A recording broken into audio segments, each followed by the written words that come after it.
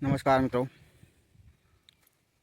जल्दी जल्दी जल्दी, हर बात की जल्दी, बच्चे पैदा करने की जल्दी, फिर उनके लिए धन संग्रह करने की जल्दी, फिर उनकी शादी करने की जल्दी, फिर उनसे भी बच्चे पैदा करवाने की जल्दी, हर बात की जल्दी पड़ी रहती है। फिर एक दिन भगवान भी सोचता है कि हर काम की इनको जल्दी पड़ी रहती है, तो क्यों ना जल्दी इस सृष्टि को भी समेट लिया जाए। मैं बात इस संदर्भ में कर रहा हूँ कि ये जो हमारी आधुनिक उन्नति है, जिसको हम उन्नति कह रहे हैं, तरक्की कह रहे हैं, इसका अंत बहुत जल्दी होने वाला है। हम ही और उसके ज़िम्मेदार हम इंसान ही होंगे, कोई दूसरा नहीं होगा। परमात्मा ने तो हमें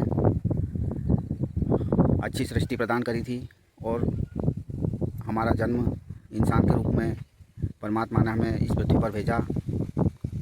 परमात्मा ने खुशकिस्मत है कि इंसान बनाकर हमें इस सृष्टि में हमें परमात्मा ने पहुंचाया। लेकिन हम ईश्वर के इस इशारे को समझ नहीं पाए और आपाधापी में लग गए। मनुष्य जीवन का उद्देश्य था सत्कर्म करना, ईश्वर का सिमरन करना, गौ माता की सेवा करना, दीन दुखियों की सेवा करना और अपना उद्धार करना। अपना परिवार का पालन पोषण करते हुए, अपना जीवन यापन करते हुए, सादा जीवन और उच्च विचार रखते हुए, परमात्मा का सिमरन करते हुए, सत्कार्य करते हुए और हमारा उद्धार करना, स्वयं का उद्धार करना और दूसरे जीवों का उद्धार करना, इस उद्देश्य के लिए परमात्मा ने हमें इस धरती पर पहुंचाया था। बहुत लाख, हजारों, करोड़ों, खरबों, 33 कोटि देवी देवता इस मनुष्य जीवन के लिए, इस सृष्टि में पृथ्वी पर जन्म लेने के लिए तरसते हैं। ऐसा दुर्लभ मनुष्य शरीर हमको मिला था, लेकिन हमने इसका कबाड़ा कर दिया और कहीं धर्म की खोज हम करने भी जाते हैं। धर्म के हम धार्मिक कार्य करेंगे तो हम बगैर दिमाग से जहाँ कहीं भी भटकते रहते हैं, या तो कहीं किसी बाबा उनके चक्कर में पड़ जाते हैं। उनको ये कथा सुनने को ही हम धर्म समझ लेते हैं और वो बाबा होन हमारी कमज़ोरी का फ़ायदा उठा के हमारे पैसों पे ऐश करते हैं, लंबी लंबी गाड़ियों में घूमते हैं, हवाई सफ़र करते हैं। फिर मुझे क्या पड़ी। लेकिन ये आपका धर्म नहीं है। आप समझते होंगे कि हमने धर्म कमा लिया। आप धर्म नहीं कमा रहे हैं, आप पाप के भागी बन रहे हैं। बार बार आपको ये बात कही जाती है। कितने ही संत महात्माओं ने ये बात हमेशा बार बार कही है, बार बार बताई है। धर्म की आपको बार बार शिक्षा दी जाती है, लेकिन आप लोग हैं कि सस्ते के चक्कर में ठगा जाते हैं। सस्ता चाहिए आप लोगों को, सस्ते में मुक्ति चाहिए, सस्ते में सब कुछ चाहिए आपको। और सही मायनों में तो आपको शांति चाहिए ही नहीं। आपको तो धन दौलत, रुपया पैसा, गाड़ी बंगला, मोटर कार, नौकर चाकर, इसके लिए आप कथा सुनने जाते हैं। आपकी चालबाजियों को परमात्मा, ईश्वर, भगवान सब अच्छे से समझते हैं। आप जहर बोते हैं, जहर काटते हैं, जहर खिलाते हैं लोगों को, तो आपके जीवन में भी जहर भरता चला जाता है। अब इसके लिए किसी को दोषी ठहराएं तो कोई दोषी है नहीं, उसके लिए कोई दोषी नहीं है। हम स्वयं दोषी है, किसी को दोष देने की आवश्यकता नहीं है। समय बद से बदतर आता चला जा रहा है। हर आदमी को सुख शांति की आवश्यकता है। मंदिरों में भीड़, मंदिरों में संख्या क्यों बढ़ती जा रही है लोगों की? क्योंकि शांति खत्म होती जा रही है। पंडालों में, कथाओं के पंडालों में संख्या क्यों बढ़ती जा रही है लोगों की? क्योंकि शांति खत्म होती जा रही है। हम यहाँ वहाँ उसको बाहर ढूंढ रहे हैं, बाहर तलाश कर रहे हैं उसको, शांति को। लेकिन अपने आचरण हम बद से बदतर कर रहे हैं। हम कुछ सेवा नहीं कर रहे, गौ माता की सेवा नहीं कर रहे। गौ माता को काटने के लिए हमने छोड़ दिया है और हम शांति के तलाश में इधर उधर भटकते रहते हैं। तो हमें शांति कहाँ से मिलेगी? कुछ शांति नहीं मिलती है। थोड़ी देर आपका मनोरंजन होता है, आप उस दुख दर्द को भूल जाते हैं, तो आप समझते हैं कि हमें शांति मिल गई है। थोड़ी देर के लिए आप भूल जाते हैं, बाद में फिर वही के वही दुख दर्द आपका पीछा नहीं छोड़ते हैं।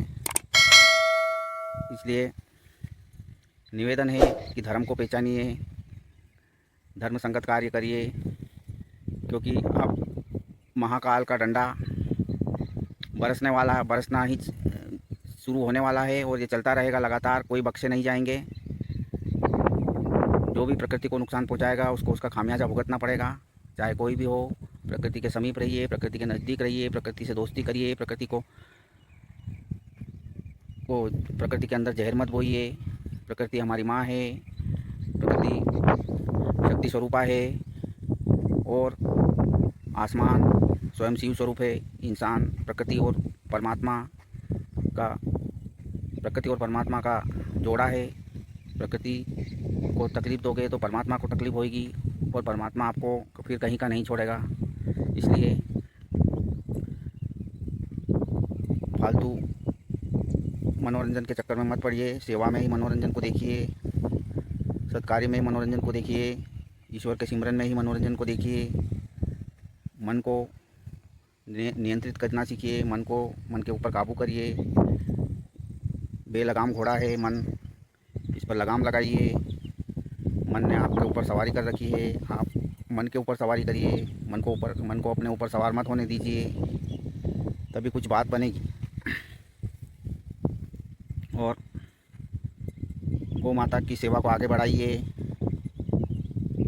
चैनल को अधिक से अधिक सपोर्ट करिए। मैं देख रहा हूँ कि हमारे लगभग 200 के लगभग सब्सक्राइबर्स है, लेकिन वीडियोस नहीं देखते हैं।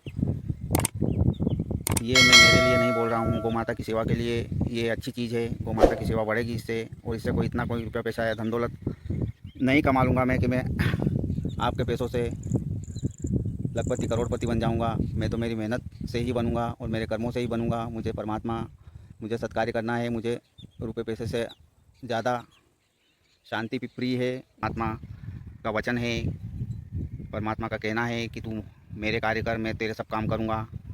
इसी विश्वास के साथ परमात्मा का कार्य निरंतर करते चले जा रहे हैं। और जो कोई जुड़ना चाहता है वो जुड़ सकता है किसी भी माध्यम से। कई विपत्तियाँ गौ माता ने अपने ऊपर झेली है, मैंने स्वयं ये चीज़ें अनुभव करी है। मेरे ऊपर आई विपत्तियों को गौ माता ने मर के भी टाला है, ये मैंने अनुभव किया है। इसलिए गौ भक्ति कभी भी व्यर्थ नहीं जाती है। आप यकीन मानिए, किसी की भी गौ भक्ति कभी व्यर्थ नहीं जाती है, क्योंकि आज के समय में गौ माता से गरीब कोई संसार में नहीं है, गौ माता से लाचार कोई संसार में नहीं है। हमने गौ माता की दुर्गति करने में कोई कसर नहीं छोड़ी है। अब भी समय है, जाग जाइए और सत्कार्य करते रहिए, क्योंकि आने वाली पीढ़ी को कुछ देना है। आने वाली पीढ़ी हमारे ऊपर धिक्कारे नहीं, ऐसा कुछ करना है। तो गौ सेवा ये ऐसा माध्यम है। गौ माता के पास सब कुछ है, सब कुछ, दुनिया के सारे सुख, दुनिया के सारी सिद्धियाँ, दुनिया के सारे भगवान, सब कुछ जो कुछ आपको चाहिए, सुख, शांति, भक्ति, मुक्ति, तृप्ति, सब गौ सेवा के माध्यम से आपको मिल सकता है। मैंने करी है। और ये बात अलग है कि आपकी कोई चाहत पूरी नहीं हुई हो और आप 2-4 दिन, 8 दिन, 10 दिन सेवा करके ऐसी अपेक्षा रखने लग जाएं कि अरे क्या है, बकवास है। तो ये तो सबकी अपनी अपनी समझ है, लेकिन मेरा तो यही मानना है। मुझे तो बहुत तृप्ति मिली है, बहुत खुशी मिली है। दुख सुख आते जाते रहते हैं। कई बार हम जिसको दुख मानते हैं वो दुख नहीं होता है, हम ज़बरदस्ती दुख मान के बैठ जाते हैं, लेकिन वो हमारे लिए सीख होती है परमात्मा की, ईश्वर की। हमारे लिए कुछ संकेत करते हैं ईश्वर, परमात्मा हमें संकेत देते हैं। उन संकेतों को हम नहीं समझ पाते हैं और हम उसको दुख मान बैठते हैं और दुखी हो जाते हैं। दुखी होने का कोई कारण ही नहीं है मित्रों। जब हम सत्कार्य कर रहे हैं, ईश्वरी कार्य कर रहे हैं, ईश्वर का कार्य कर रहे हैं, तो हमें चिंता करने की कोई आवश्यकता ही नहीं है। ईश्वर हमारे लिए चिंता करेंगे, परमात्मा हमारे लिए चिंता करेंगे। आप व्यर्थ की चिंता मत करिए, ईश्वरी कार्य में जुट जाइए, परमात्मा के कार्य में जुट जाइए, फिर आपको किसी बात की कोई चिंता करने की आवश्यकता नहीं होगी। मैं आपको पक्का विश्वास दिलाता हूँ। और वीडियो को अंत तक जरूर देखें और हो सके तो सब्सक्राइब भी कर लें इस गरीब गौ माता के लिए। चैनल को सब्सक्राइब भी कर लिए। मेरे लिए मत करिए, गौ माता के लिए करिए। आप चाहते हैं कि गौ माता की सेवा और अच्छे से होती रहे, तो आप इस चैनल को सपोर्ट करिए। आपके सपोर्ट से गौ माता का भला होगा और गौ माता के भले में आपका भला होगा। आपके सब कार्य बनते चले जाएंगे और आपके जीवन में सुख समृद्धि प्रसन्नता आती चली जाएगी। यकीन मानिए। और आगे क्या कहूँ, आप लोग स्वयं बहुत समझदार हैं और आगे फिर चर्चा करेंगे। भारत माता की जय। वंदे मातरम। वंदे गौ मातरम। जय हिंद।